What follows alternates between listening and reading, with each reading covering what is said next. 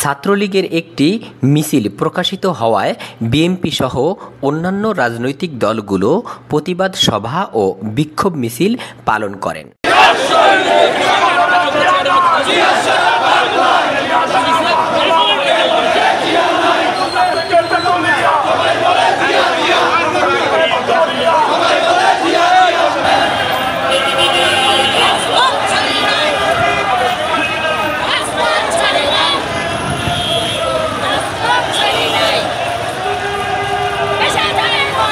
16 June 2025 Dhaka 17 আসনের মনোনয়ন প্রত্যাশী বিএনপি নেতা ও বিশিষ্ট ব্যবসায়ী কামাল জামান মোল্লাহ বনানী থানা বিএনপির নেতাকর্মীদের সাথে নিয়ে প্রতিবাদ বিক্ষোভ মিছিল পালন করেন। মিছিলটি বনানীর বিভিন্ন সড়ক ঘুরে বনানীর কাঁচা বাজারে এসে শেষ হয়।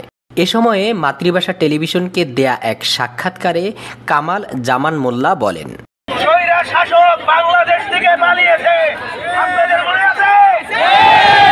এই শেখ হাসিনা যার দল হাইকোর্ট বাংলাদেশ থেকে ব্যান করে দিয়েছে, এটা অবৈধ দল। সে গতকালকে কর্মসূচি দিয়েছে নাকি বাংলাদেশে আবার কি করবে? শেখ হাসিনার চামড়া, শেখ হাসিনার চামড়া,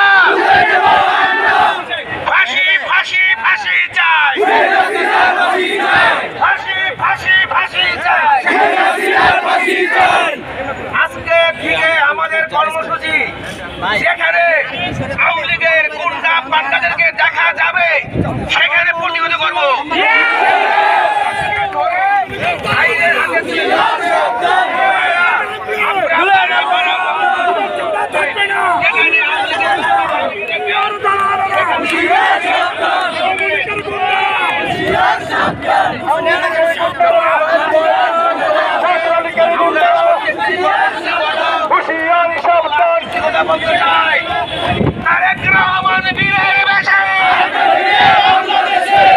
বাংলাদেশের প্রাণ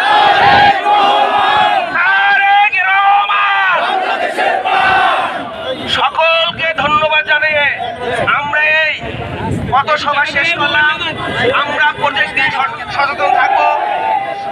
সবাইকে সমস্ত ভাই বোন সরকার ধন্যবাদ জানাচ্ছি। আপনারা সকলে ভালো থাকবেন। গুলশান, বনানী, ক্যান্টনমেন্ট, বাসানটেক সকলকে ছাত্রদল, যুবদল, স্বেচ্ছাসেবক দল, শ্রমিক দল, বর্ষাজীবী দল সকলকে, সকল ভাইদেরকে ধন্যবাদ জানিয়ে শেষ করছি। নিষিদ্ধ ছাত্রলীগের মিছিলের প্রতিবাদে ঢাকা 17 আসনের বিএনপির ঊর্ধ্বতন নেতৃবৃন্দ ও বনানী থানা বিএনপি, স্বেচ্ছাসেবক দল, ছাত্রদল, যুবদল, মহিলা দল সহ বিএনপির অঙ্গ ও সহযোগী সংগঠনের নেতাকর্মীরা মিছিলে অংশগ্রহণ করেন।